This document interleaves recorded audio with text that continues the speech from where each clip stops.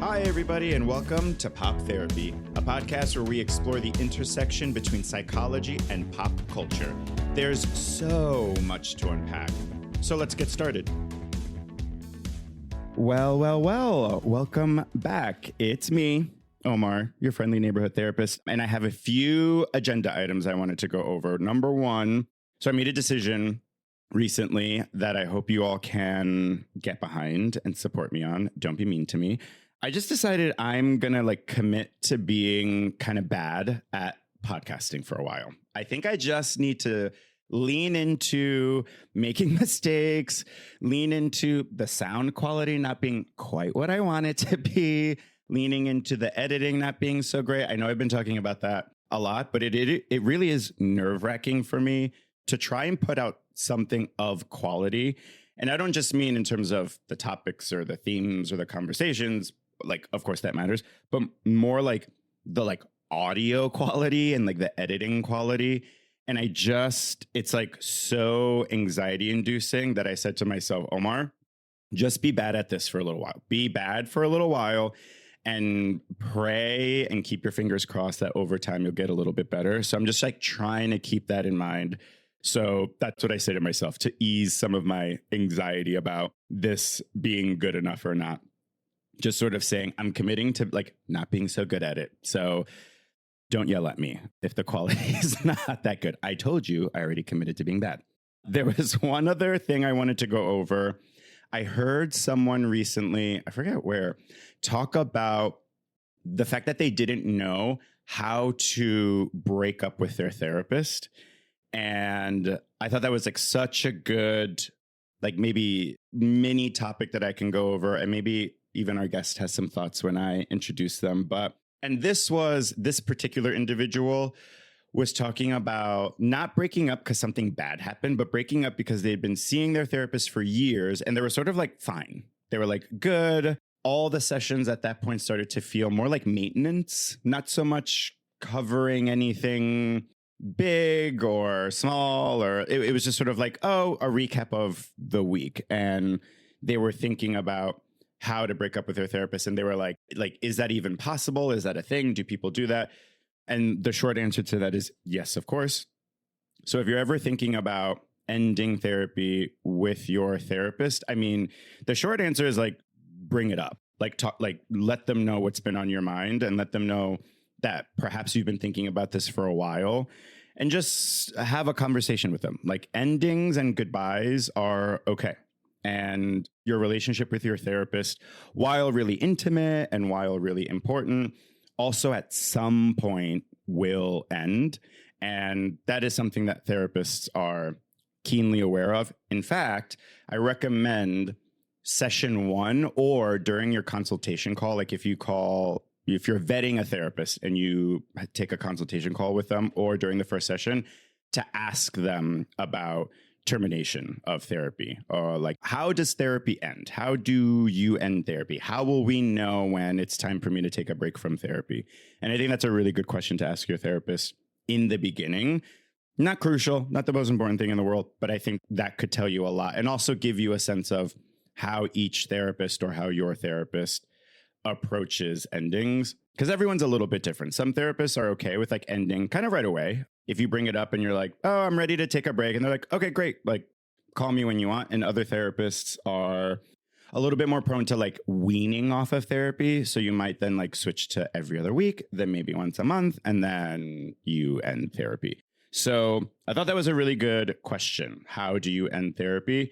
And I don't think a lot of people even know that that's a really important conversation to have, because most of the time it's how do you start therapy? So endings are important. Endings are healthy. So yeah, just bring it up with your therapist.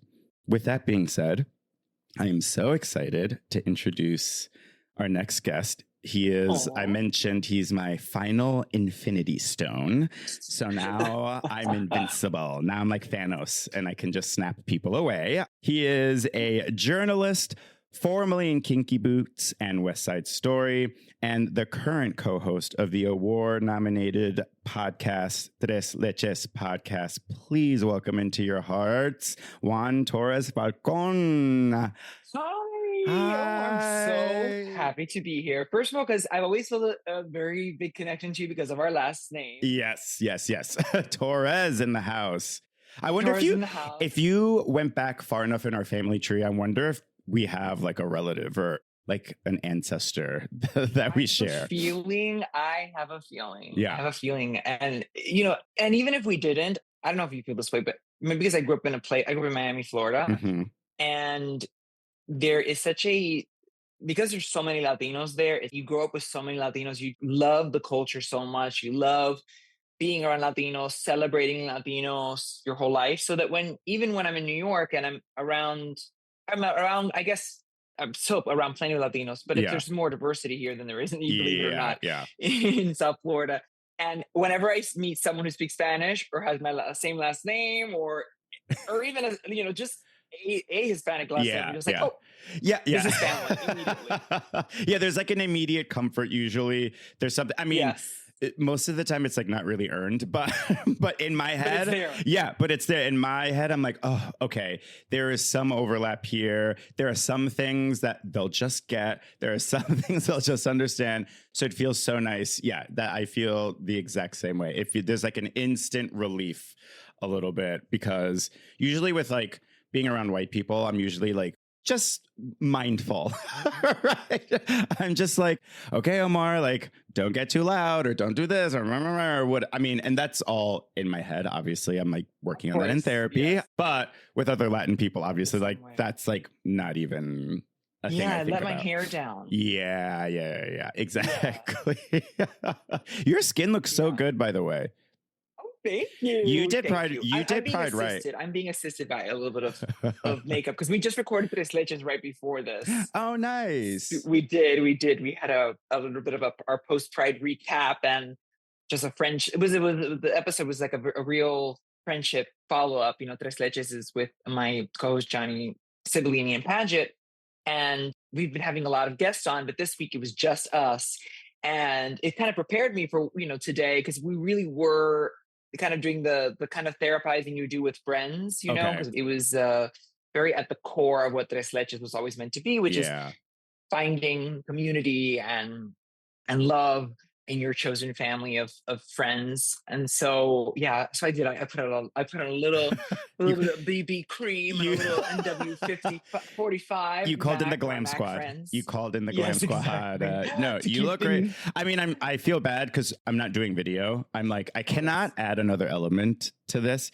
You should see me trying to edit this. I feel so bad. Anyone that's listening, just my mom, has already heard this a million times. Me editing, I feel like those cliche, like grandpa trying to like FaceTime, but it's like up their nose.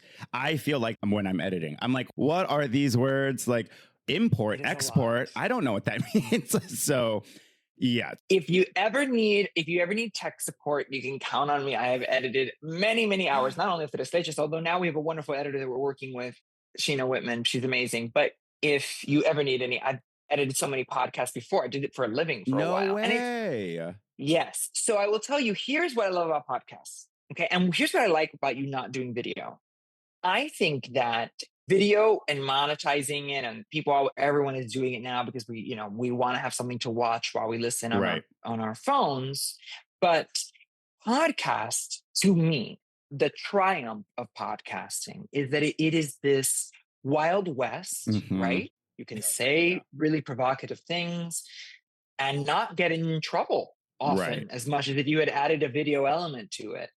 But more than that, by limiting it to just audio, you create this intimate, very, very intimate thing, like being in someone's ear, in their AirPods while they're at home, cleaning, shopping at the grocery store, commuting. It becomes this little dance that you're doing in someone's ears. It's so private.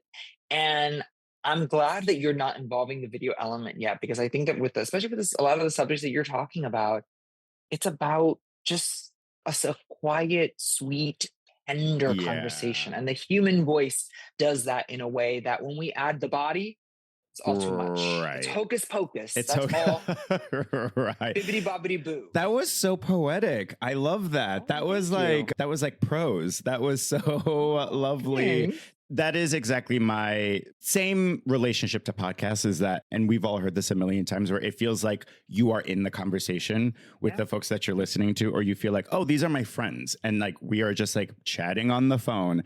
The video element, while obviously like fun to see, right? But I also wanted my guests to not have to think about how they looked. Set them free. Was set them free. Exactly. Kind of, I mean, like a therapy session. You know what I mean? Like a therapy session where the client doesn't have a mirror. You know, although it's Zoom, most of my clients turn off their own self view so they can't see themselves, which I think is really smart because it can be distracting. So I thought the video element would help with the intimacy, to your point, and just help folks feel a lot more comfortable and a lot more open and vulnerable and all that good stuff. And selfishly, I don't want to edit more things. The audio is enough.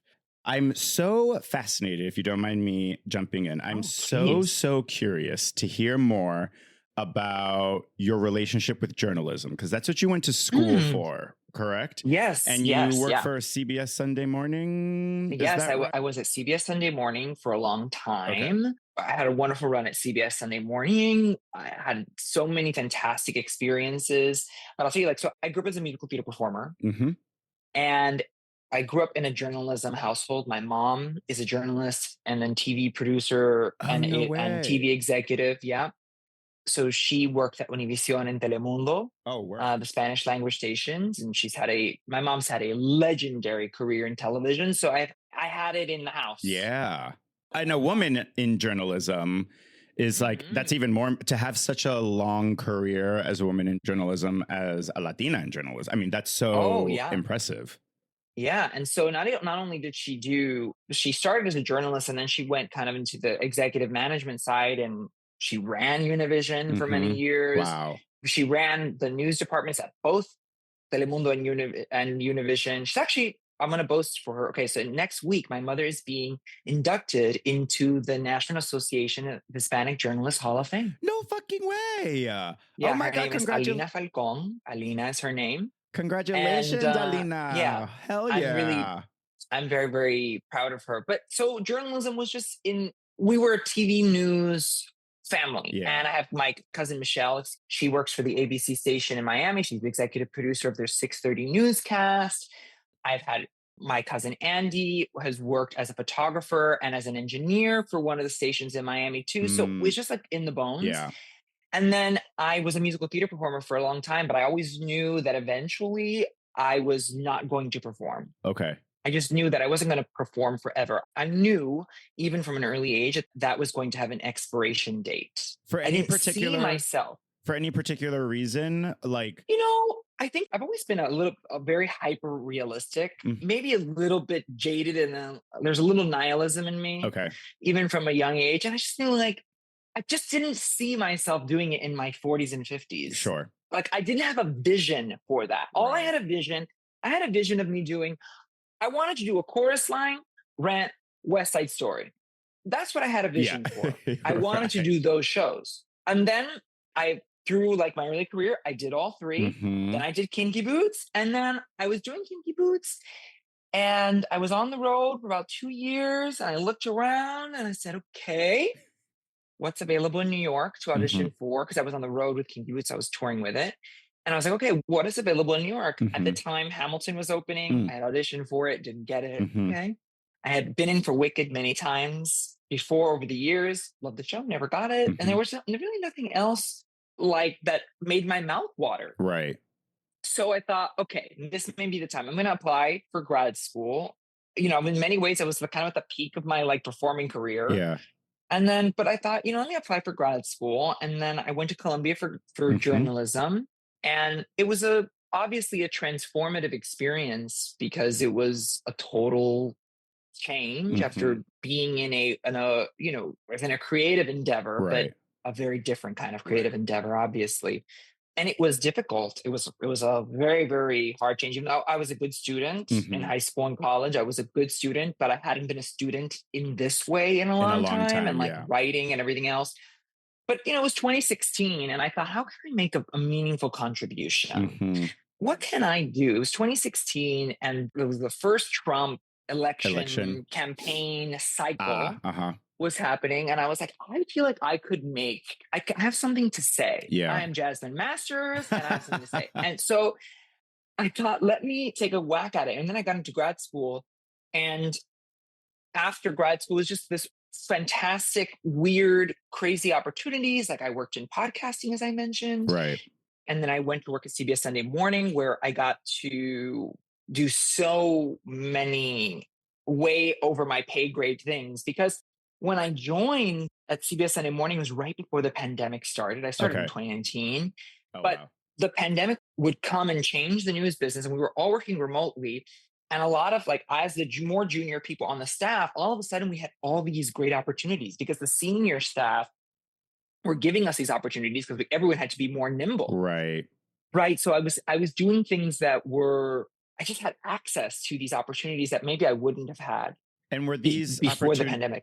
opportunities like working with certain people or Yes, working on certain it was stories? hands-on. Okay. It was hands-on opportunities to help create content and Oh. produce television, pitch ideas, Oh, wow. do interviews, be really scrappy and be creative about how to how are we going to produce this show remotely? Hmm. And they relied on the young tech minds. Like, we were like Of course. this young scrappy, and I was on the older end of And this, of yeah. the young junior staff. But they were depending on us to be like, how are we going to do these interviews remotely? How are we going to do these hybrid interviews? Who's going to go out in the field? And because of a lot of the staff was older, Hmm. we also they were more afraid of Hmm. Right. COVID-19. Okay. We are afraid of Cornova. Sorry, Wendy Williams reference. So I was out in the field getting to cover things that maybe Oh, I wouldn't have been able wow. to do. Yeah, and I'm very proud of that time. I won an Emmy when I was there Word. for I contributed to one of our episodes about policing that won, Uh-huh. and it was amazing. But my relationship with journalism is this: the reason I feel so like aligned in my purpose Hmm. in news is because I feel like being a performer on stage has helped me, obviously, with like the stagecraft, Okay. how to look into a camera, etc., feel How to like confident in talk to an using how to audience. express myself with Right. language, sure.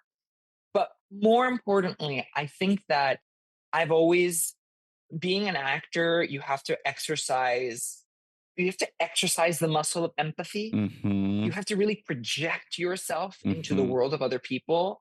And I think that as a journalist, there's probably no greater gift to have, other than, of course, than maybe being a good writer, Hmm. is to be able to like immediately sink into someone's brain and emotional experience to try to tell their Mm. story for them, to be the narrator for them. Right. And I've always really tried to do that. And so I also feel like I don't bullshit, Yeah.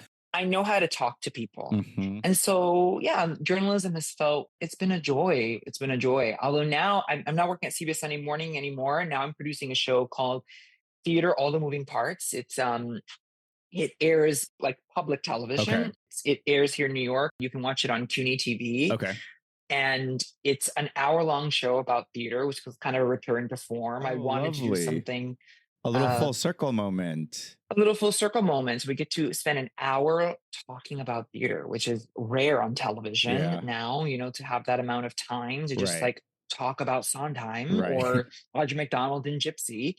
And it's great. I'm really enjoying it. It's been a lot of work, more work than I expected, to be honest. Uh-huh. But sometimes I kind of miss the old vicious news cycle at Sunday Yeah. morning, but it's been great. That's lovely. I love how you drew a connection between performing musical theater and journalism, because it is all storytelling, isn't it? I like hearing you talk about it. I was like, oh yeah, duh. Like you have to be able to connect with your audience, whoever's listening to you. And you do have to be able to tap into the emotion of it all, right? Like you do have to be able to tap into something within yourself that can connect to the story and then share the story, tell the story in a meaningful way, to like do it justice. You know what I mean? Yeah. And I never would have thought of it that way. But hearing you talk about it, I'm like, oh yeah, that does make a lot of, I can see those skills being relatively transferable. Yeah. You ask a lot of journalists and they'll tell you, I'm a storyteller. Yeah, That's kind of like yeah. a little bit cliche, but really, yeah, we're all storytelling and it is that. But what sometimes what happens is that a lot of journalists forget about, they're just telling the story. They're not helping. They're just retelling facts versus telling a story. Truly, Yeah. Yeah. you know, giving it color and life. And in this moment, I just think journalism is at a weird time, and I feel like there's like public trust is very low. And this is a controversial statement. You know, there's this whole thing about like objectivity, right? You're supposed to be objective as a journalist. And like unbiased, objective and unbiased is a lot of that. Objective and unbiased. That's the idea. By the way, that's a modern idea. That is not foundational to how journalism once existed. Okay, gotcha. That is a 20th century Fascinating. edition. Okay. Yes, the idea of like unbiased, we present both sides. That is a newer concept. It's journalism as we know it, for sure, but it is a newer concept. And there's something about it is that I love the idea that because I'm brown, because I'm queer, because my father's Black, because I'm Cuban, because I'm visibly gay, performatively so, my objectivity is compromised. Right. 100%. Yes. Yes. My objectivity is compromised. Right. And because I really don't believe in objectivity. I know journalists are like, I'm objective. I don't really believe it. To me, the notion of that is quite boring. Who cares about that? Yeah. Like, who cares about objectivity? When we talk about truth, can we talk about the whole story, the good, the bad, and the ugly?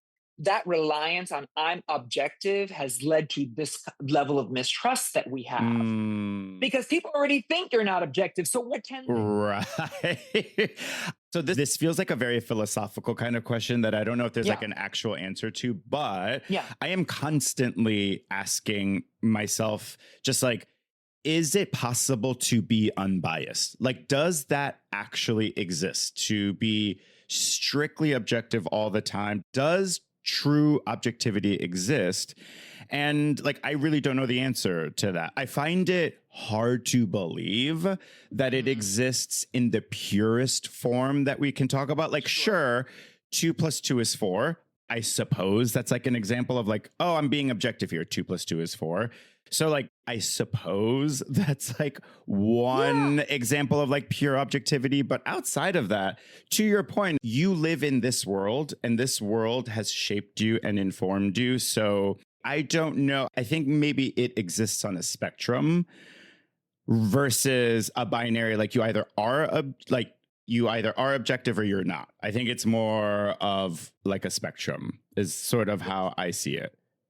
Yeah, I think that's right. It is a spectrum. And even the you truth, can't avoid it. To me, you cannot be truly unbiased. right?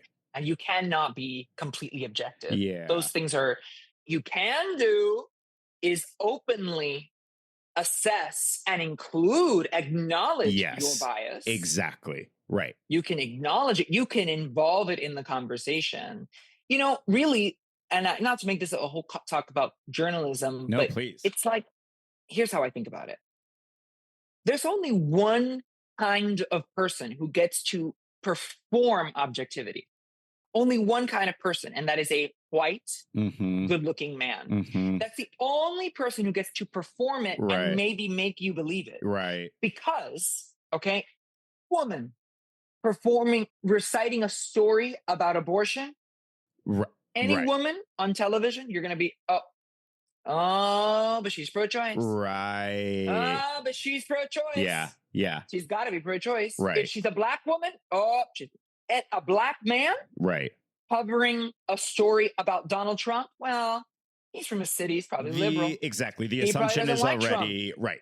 Correct. So you can't undo that. I, as a gay person, do not get to remove those lenses that people see me through. Exactly. So I'm not interested in objectivity because no one's going to think that I'm objective anyway. Right. But I can show up to tell a story as a journalist with a sense of who I am, Yeah. Right. right? With the complete sense of it, and acknowledge it. Right. It's And real. make it part of what you're sharing. So this is the lens with which I am telling this story, or this is the lens Exactly. that I'm using in order to think about this story or conceptualize this story. Yeah, of course. Yes. I agree. I think it's noble cause. Like I get why people are like, journalists need to be objective. I understand the rationale behind that. Don't get me wrong. And I think if like human beings weren't human beings, if they were robots, sure, that could be possible, probably. But we're all shaped by the world around us, whether we realize it or not. We're always using our own lens that is limited by our own perspective. And so I agree. I prefer someone just letting me know, like, so this is how I'm viewing it through the lens of this, through the lens of my experience. And it doesn't mean that it's like right or wrong or whatever. It is just a way of looking at this, which I really appreciate. And it's not about sharing your own opinion necessarily, Right. but it is about giving a complete story. And if there's an elephant in the room, someone better mount it. Right. You know what I mean? Right. Like, that's going to be there. We have to address it. We have to name it. Yeah. Yeah. Ever heard of the concept of the Act One gun? No. What's that? Okay. The Act One gun. If you go see a play, okay, you go see a play, and during Act One, you see a gun, somebody better shoot that gun in Act Two. Right. Right. Yeah. Okay. Yeah. You heard it here first. Someone better shoot that gun in Act Two. That gun better go off. Yeah. Yes, exactly. Yeah. I'm going to need a murder. Yeah. Okay? I'm going to need a murder. Manslaughter at the very least. Yeah. So I think that's kind of like when something is so visible and is so present, to not acknowledge it feels foolish. Yeah. And I think that's created a lot of distrust with journalists. And I think that what's happened is that a lot of places have doubled down on this like incredible, we are objective, we are this. And an era in which fewer and fewer people want that. There's no appetite for that because people are smarter than that. That is such a great segue into what I also wanted to discuss with you about the shit in the world of journalism. And I've been like thinking about this ever since I booked you. I'm like, I cannot wait to talk to Juan about this thing I've been thinking about, which is the shift from getting our news from an anchor person on the television, the news, you know, like they're sitting behind the desk and they're dressed really nice and they have the papers in front of them and they right. And it's very that like television anchor person, anchor man, anchor woman. Whereas now I feel, and I've read this, so don't quote me, but now it's a lot more people are getting their news from social media influencers. Oh, gosh, and they're getting their news from people not necessarily dressed up in a cute pencil skirt and a blazer or a suit and a tie, but they're getting it from folks like wearing a hat, walking down the street or in their car. Or I find that shift fascinating. I've of course heard people kind of lament about that, kind of turn their nose at that and sound kind of disappointed in younger, like, oh, I can't believe you're getting your news from TikTok. You're getting your news from Twitter. And again, I'm not here to say that this is like okay or bad or whatever. I am just noticing the shift and I'm finding it fascinating. And a lot of the literature is saying like, yeah, younger people, most of the vast majority of the information they're getting is from social media. Yes. I would love to hear your thoughts on that. I love it. Wonderful. I love that people are breaking the traditional media, legacy media relationships and finding their news in other places. And by the way, that was true of young people only for a while. And now every boomer and Gen X, they're all up on their Facebooks for better. That is so true. That is so true. So, you know, I think that people can be a little bit doomsday about this. Yeah. And I am a legacy media gal. Yeah. Love it. Love it. I really do hope to return to CBS News. Yeah. You know, and be a part of that machine and have the weight, the legal department and the cameras and the reach No, I think I took for granted the reaches that I had when Mm, I was at Sunday Morning. To be in that many homes, to have to work on a show right. that's so universally loved. Yeah, I mean, I didn't take it for granted, but I appreciate it even more now. So I should say. totally. But I will say this: so I love legacy media, but I'm glad that people are finding news where they want to find it, Hmm. and they're going to people that they like.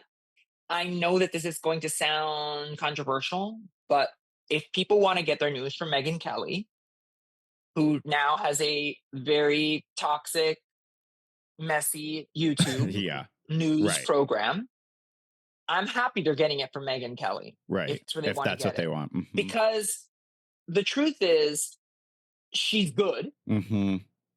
She's good at what she does. Okay. She is a mess. I mean, I may disagree with her on many things, Yeah. but at least people are going to her for information. They're building a relationship. Right. That is The still relationship needed. part is big. That's important. And the same way people go to, I can't remember their name, but Tiny Desk on TikTok, Oh, uh-huh. or Kevin, if you want to like really follow someone, go to here's why Kevin Hmm. on Instagram. He is fantastic. Kevin is doing daily reporting on his own. But the reason I'm going back to the Megyn Kelly thing, I just want to share some other people who are doing this kind of thing. The thing with Megyn is that, sure, it is toxic and it is completely biased. Hmm. It is. Yeah. But I don't know that that's a bad thing. Right. And I think a lot of people worry about the lies that people are consuming Sure. through social media and the inflammatory language Right. and And all like of that. the And that is true. misinformation and stuff. Yeah. Your misinformation is rampant. I'm not disagreeing with that. I'm not. There are very, very dangerous people like Alex Jones Hmm. and what he did to the victims of Sandy Hook Right. and in terrorizing their Right. lives. There is no punishment big enough. Electric chair. Yeah. Okay. Lethal injection on an empty stomach. Okay. No last meal, baby. You're out of Okay. here. Yeah. You're out of here. So I know that that is true, but I also think that this democratization can be very good. Absolutely. There are people doing Yeah. really good work. And, everyone might be able to fall for a charlatan for a while, Sure. but the houses of cards Yeah. often fall, Right. like Alex Jones. And yes, there are going to be people who lie and make a complete career out of lying, but Hmm. then there are people who are doing really good work. Right. I may not disagree with their style Sure. or their political affiliation, but they're still telling the story to their audience. And you know what? This idea, we need to meet in the middle. Yeah. That is so boring to me. Yeah. I don't want to meet in nobody's middle. Right. I don't want to meet in nobody's middle. No, no, no. People should go to find the news from people from whom they like, Right. that they feel comfortable with, and that meet them wherever they are. Yeah. That's my opinion on the subject. I think that's such a good point. The news for so long, in my memory, felt so centralized. There were news stations, and that's where you got your news. Or maybe you listened to a radio station in the morning, but that was like basically it. But the democratization aspect, I do find really fascinating and do think ultimately is really helpful to sort of decentralize information and to spread it out. I mean, who would have thought that political influencer would be a thing? You know what I mean? Like, my God. Lifestyle influencer, social media influencer, fitness influencer, like all. And then, over the past few years, we're seeing the rise of political influencers. And you're right. These are individuals that meet their audience where they're at. Their audience members trust them, which is huge. And that's why platforms like Substack are getting bigger and bigger. And there's something much more intimate about that one-on-one relationship. And so I totally hear you. I think people want to get their news from people they like and trust. And I think the status quo just like isn't cutting it anymore. Yeah. And by the way, a lot of people disagree with me. Sure.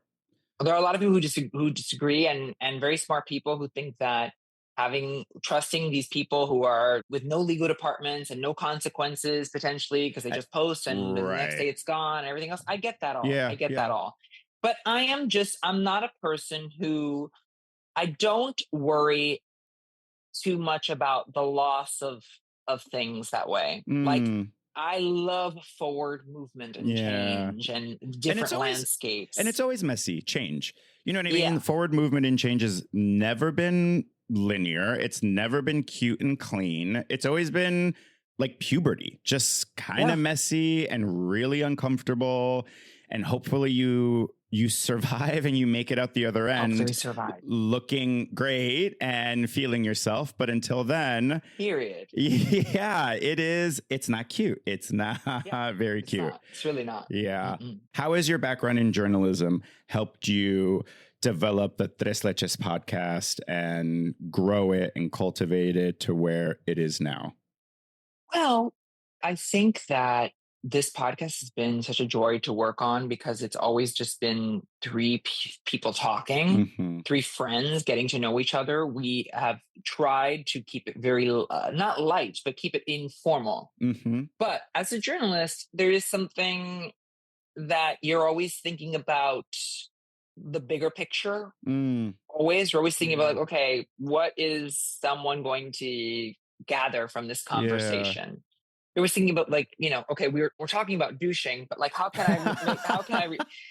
I relate that to a 45-year-old white woman, mother of three from Kennesaw, Georgia? Well, when if you have the answer to that, let me know because I would. Yeah.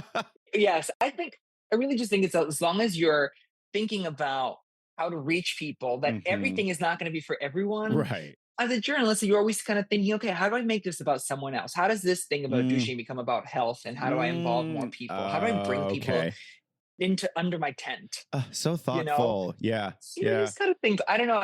That's also just the journalism, like, ratings, mass appeal. Oh, I see. Vibe. Okay. That's also that too at its most, maybe the not so nice view of that would be just like wanting to get eyes on your piece. But yeah, I think it's always been we always wanted to have a good mix of entertainment, fun and news. Yeah. So, like, we're not going to talk about Supreme Court decisions on Tres Leches the same way I would at CBS News, but that doesn't mean we're not going to talk about it and that it doesn't deserve we talked about. And also, like, this is my other news philosophy. And then I'm sorry I've gone on and on and on about this, please. but my other news philosophy is I don't really believe in news sources that are just all one thing anymore. I think that people want entertainment and pop culture, and the comeback being renewed for season 3, right? Which is the best news of all time. And we want to hear about the shooting outside of Stonewall in the same day, in the same moment, with the same voice. We can deal with high and low. Yeah. We are boys and girls and they thems. We are big enough. Yeah. We can do it. We can handle it. We can celebrate one thing and cry about another. Totally. All within one conversation. I think it's about treating your audience like they're smart. Like treat them like intelligent individuals. You know what I mean? Yeah. And I think that can come across often, and not just journalism in media, but like in any form of media, whether it's like a play or a book or a TV show. Like, you can tell when the writers are treating you like an intelligent person, which you really can. You absolutely can. You have to give them and help people feel smart. Help people feel smart by giving them, them the tools to do so. I wasn't aware. I'm like changing the subject a little bit, but I wasn't aware. Tell me that you, Johnny, and Ian have such a long history of a friendship. You and Ian have known each other for a gajillion years. I was like scrolling back through your Instagram, and I just kept scrolling. I was like, oh my God, they've known each other forever. We were children. We were 15. Oh, wow. We were 15 years old. Yeah. So maybe 16, but I think it was 15. So we grew up doing theater together in South Florida. We were a part of this performance troupe called Broadway's Class Act. And Broadway's Class Act was hilarious. We were like all these, musical theater freaks, boys and, girls, teenagers. And then the national tours of the shows that would come through, we would do promotional events for the Broward Center for the Performing Arts and for the Kravitz Center and for I can't remember which, then the Jackie Gleason Theater on Miami Beach. I can't believe it was called that. We would do promotional events. So we would go like perform Hairspray at Yes. wherever, like whatever Yes. Oh, that's place. so cute. And sometimes we would get to be the ensemble and they would bring down the stars of the show from New York. Way. So we did an event for All Shook Up, Uh-huh. which is the Elvis musical that okay. Cheyenne Jackson, the delicious Yeah. Cheyenne Jackson played Elvis. Yeah. Okay, so he is very delicious now, Mhm, okay? mhm. Can you imagine that man 20 years ago when you are a 17-year-old little gay boy Little in gay boy. Miami and that hunk of burning love? That tall drink of water. Yeah. I had never seen a man that tall. You're like, they can get that tall. You please Google Cheyenne Jackson in like All Shook Up. Oh, I can't wait. He is so dreamy. The dreaminess factor was crazy. It was crazy. And so imagine all of us like dancing behind him. You're like, oh yeah, I can't wait till I get to New York. Oh, so funny. But yeah, that's how I met Ian. And then Johnny, I met here in New York. So we weren't friends in Miami, but we had this inherent cultural connection. And being from Miami and being from South Florida too, I think there are many people will say this about where they're from, but you have this shared experience that is so bonkers because Miami is this ultra melting pot. It's so much Latinidad everywhere. And then you also grow up too fast in Miami, because it's so much partying, etc. Everything. So it's just this weird, amazing place to grow up. So yeah, Ian was really my first real gay, like bestie. Okay. My real first gay friend. I had gone to camp at Stage Door Manor in upstate. So I had other gay friends, but like he was like my first, just like that we really connected in a really deep way. And yeah, it's amazing to look back and I'm grateful to have gay friendships that long. Oh yeah. And that's not to say that our friendship this year certainly has had its peaks and its valleys. We had if you listen to the podcast, we had a very intense conversation about when I first have a new boyfriend, my boyfriend, Jay.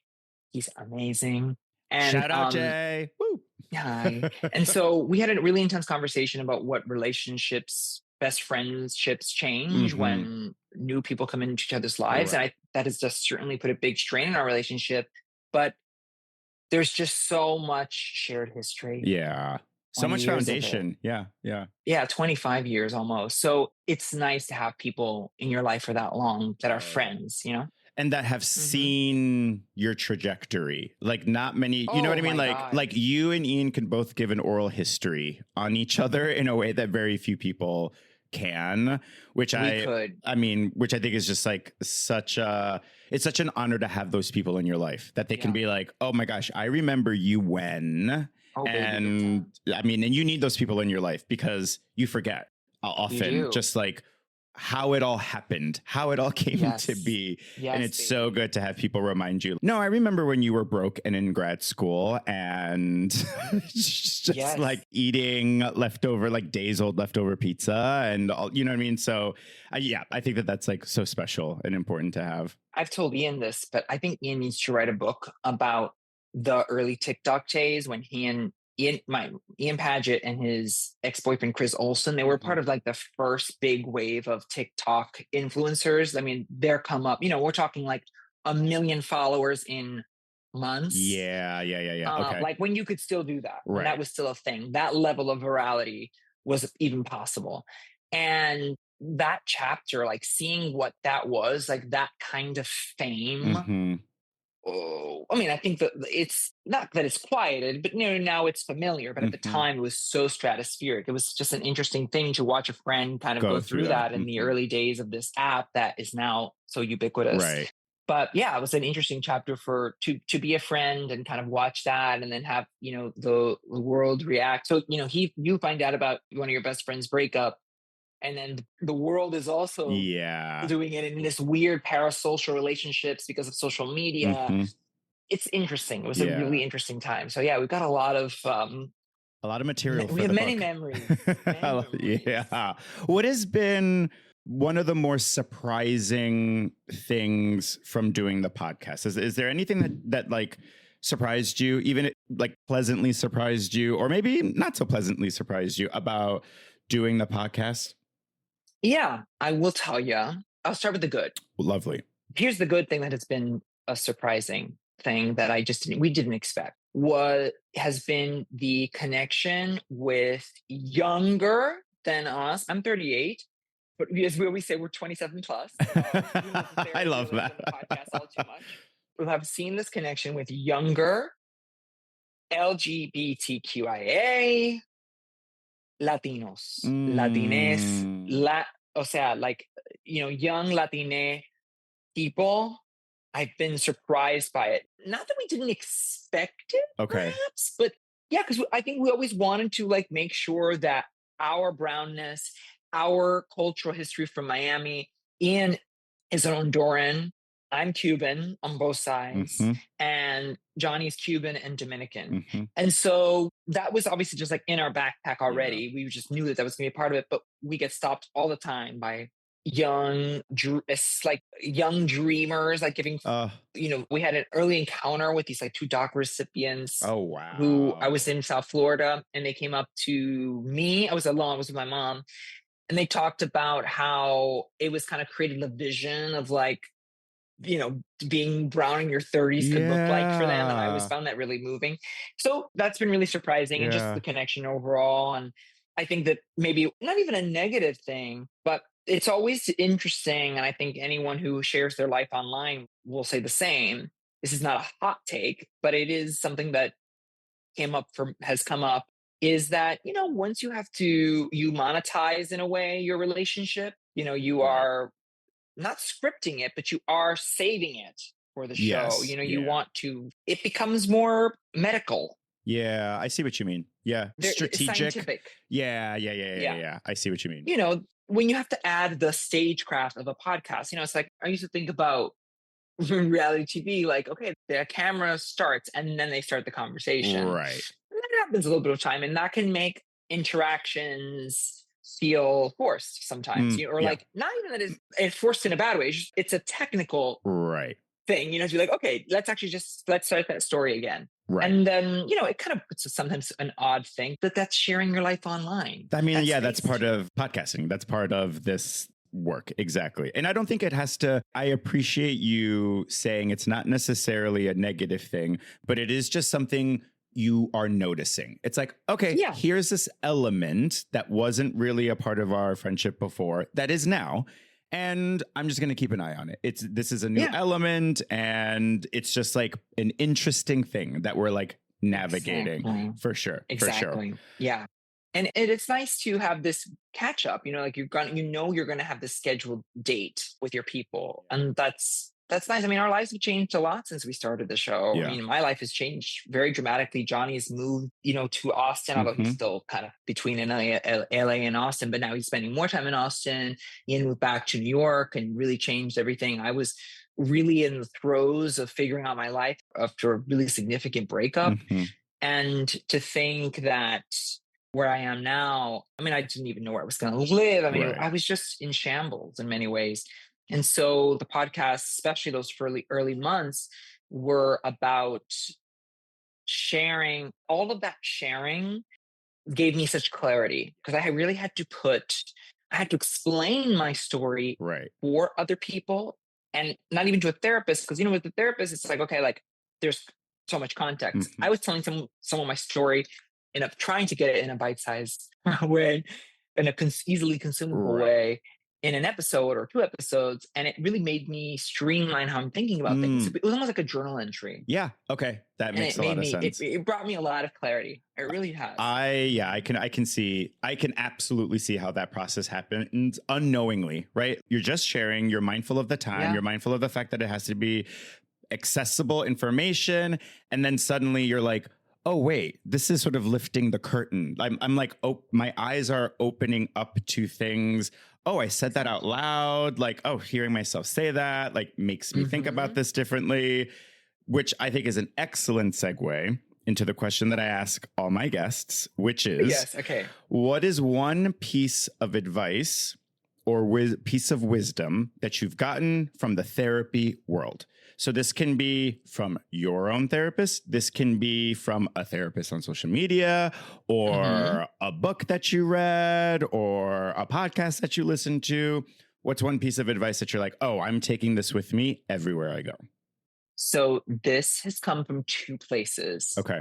I had a teacher in college tell me this, a vocal performance teacher who was teaching us how to perform a song. Okay. I'll give you the context of that will matter in a second. And I also heard it from a therapist in my mid-20s, maybe 3 or 4 years after this. Oh, wow. And they said it the exact same way. You know, people have a saying was like, well, they riff on it. Yes. It's similar, but different. They said it exactly the same because it's a very simple statement. 100% of one thing at one time. Say more. Speak on it. So in the original context, it was a professor named Doug Hall. He's an incredible director and musical theater thinker, you know, because he's not just a writer and composer, he's also a director, and he does it all. He's a professor. I think he's at FSU now in Florida, if I remember correctly, but here or there. He was teaching us, like, you know, you're performing a song, and let's say Somewhere Over the Rainbow, right? Somewhere Over the Rainbow can mean so many things. It could be about you thinking about someone who passed away. You can be thinking about leaving an abusive household. I mean, you can create whatever story around to that make song. your performance of Somewhere Over the Rainbow something. But ultimately, you can only perform 100% of one thing at one time. What am I conveying in this line, in this moment? Sure, a very skilled actor, there's a lot of nuance. You put in a lot of colors onto a song or performance, right? Meryl Streep can do that. But a great performance can be that simple. And that stayed with me, and I loved it. I really always you applied it for performance and for auditioning, and you know, when you're performing a song. How did that? And then I'm sorry, quick question. How did that influence your performances afterward? How did that change the way you would approach things then? It simplified things. Right. Okay. It simplified things, because what can happen is you try to do too many things at once in a song. You're trying to be, you're trying to perform this and evoke this and show this, right? And if you really think, okay, this song, Somewhere Over the Rainbow, in my mind's eye, you know, you're performing it for, you know, how you're doing it. I am performing it and I'm singing it to my grandmother. I'm singing it to my grandmother.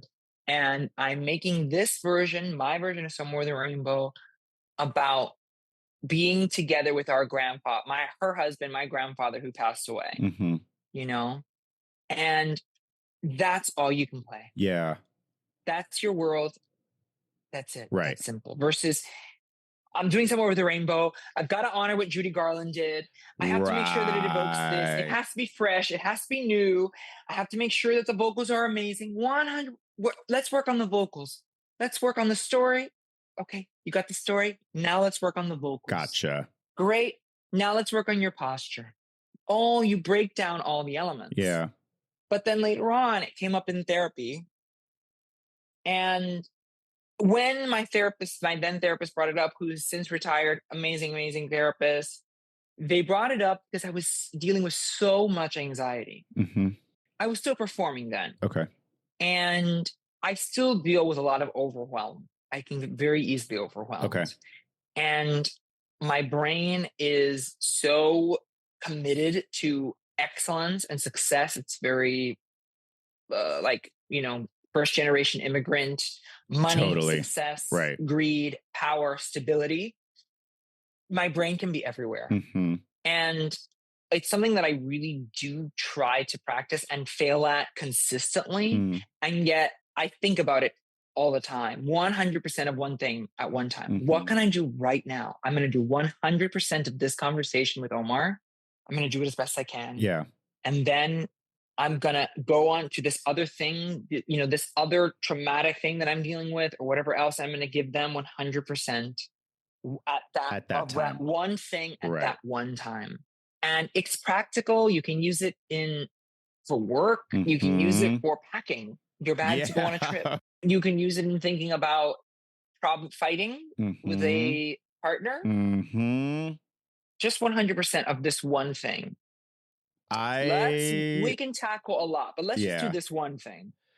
That is so important. I find myself saying that as a therapist and to myself in various ways. This is the first time I've heard it put in this way, which I really appreciate. A lot of what we discuss in like the mental health world, one of the things I find really interesting and that I've grown to appreciate is that there's nothing new really in the world of mental health and how to live your life fully and how to pursue joy and love and connection. It's all already been said, but for some reason, because actually, to go back to your earlier point, I think it's because of our identities. It's because of the fact that we are biased and we have parts of our identity that shaped us. The advice or the wisdom hits differently depending on how it's expressed and by who. So you could hear, because like in therapy, we talk about, you know, breaking down the goal, right? So instead of, so if you're packing, instead of overwhelming yourself by imagining the entire packing process, we'll usually say like, break it down into tiny little steps. So the first things first, you need to pack your toiletries. Okay, just focus on that. Like toothbrush and this and that and whatever. Okay, what's next? Underwear. Okay, just next underwear. And just like break it down. And that's what your piece of advice, it invoked in me. It reminded me of how many times I have to remind folks, take the overarching goal and let's just start with like, what is step one? And I often find myself saying to clients, hold your horses. First things first, we got to do this thing. You are already 10 steps ahead. Love how your brain works that fast, but we don't need it to work that fast right now. What's step number one? And this is helpful to hear because it's just like another way of saying this that will resonate with people more than the idea of like, let's take this and break it down into tiny little steps, if that makes any sense. Yeah. Because we become so easily overwhelmed, and for our ADD girlies, ADHD girlies. I think it's ADHD formerly now. It used to be ADD when I was a kid, but now it's ADHD. The beauty of the brain is that it's powerful and that it's fast and that it's electric. But that amount of electricity, honey, the bill can get very expensive. Okay. Yes, it can. So let's turn off that Con Ed bill. Yeah. Okay. Yeah, I'm gonna use that. That Con Ed bill, that brain Con Ed bill is going to be it's gonna be really. So let's turn off the lights in you know, in the other rooms, in the kitchen, in the other rooms. Let's just leave the light in here, right? Because it can just become too much. Yeah, it just can become way too much. Yeah, you know, I was gonna tell you something about breaking up when you mentioned earlier breaking up with your therapist. Because you feel like it maybe it's gone stale or, you know, it's time. You know, listen, we're humans. We're not robots. So like these relationships are going to ebb and flow. Right. And it's kind of nice to have to retell your story from the very beginning to someone new. That's a really good point. And to redo that after many years, like that's normal. That's to be expected. And I think anyone would be okay with hearing that. Yeah. It's time to move on, I think. I really appreciate that because most of the times it feels and sounds daunting to have to retell your story to someone new. But what we all forget is that the way we tell the story changes every time a little. And it's really important, if you can, to sort of to be able to understand how you've been telling the story differently, what parts of it feel different, what parts of it are the same, because it's a reflection of how you've changed, right? Yeah. The way you tell your story evolves over time because you evolve over time. Yes, exactly. Years ago with my ex, we would fight sometimes. We didn't fight all that much, but we'd fight sometimes. And when we'd fight, I used to say to him, I wish you could forget some things about me. I wish I could undo your knowledge of me. Yeah. Because you haven't allowed me to progress, to evolve. Yes. Your vision of me is so defined. Rigid. And rigid. And so this is a very different context, but there is something to that. You know, not to say that that your therapist with whom you feel like the relationship is maybe coming to an end Mhm. isn't able to see you through a new lens, Right. but now you get to tell your story to someone else Yeah. with all of this new information that you have. Yes. So it's your starting point is different. Yes, of course. Absolutely. That's a really good point because you can do that for yourself. The Yes. letting yourself progress in your own mind and not seeing yourself as this like static point that's just like in the same place all the time. Even being able to talk about like mistakes that you've made or, accidents that you've made, to be able to talk about it through the lens of, and this is what I learned from it, and or I don't carry this shame about it anymore, but this is a part of my history. That's the new part of the story that you get to tell. You know what I mean? Like, yes, the thing that happened might be the same story you're sharing, but like what you took away from it, how you grew from it, or where you carry it in your body, that's the newer part of the story that you get to tell. That's the whole thing. Yeah. Yeah. Amen. Oh, this has been such a pleasure. Oh Thank you thank you. much. Thank you so much. My last really fun. Infinity Stone. I really appreciate it. The circle has been completed. Exactly. Where can people find you? Well, please find me on Instagram and everywhere else at Juan TF Juan. T as in Tom, F as in Frank, for Torres-Falcon. And I'll have you know, I'm gonna pitch it. I'm gonna pitch it here first. Let's do so it. That Let's hear it. You're in the Okay. know. I'm actually bringing back something that I did many years ago, which was a daily mini news show where I kind of wrap up the day of the news into a few minutes. It's called In Just 1 Minute.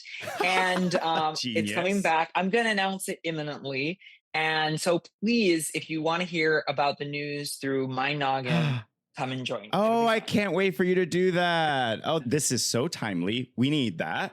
Thank you. That is that is so relieving to hear. Yeah, we definitely need that right now. Be good, Oh, thank you so much. Yeah, well, that's it, everybody. As you know, I am a therapist, but this podcast is no substitute for good old-fashioned therapy. So Ain't that the truth? Ain't that the truth? So take what's useful, leave the rest, and don't forget, therapy makes you hotter. Bye.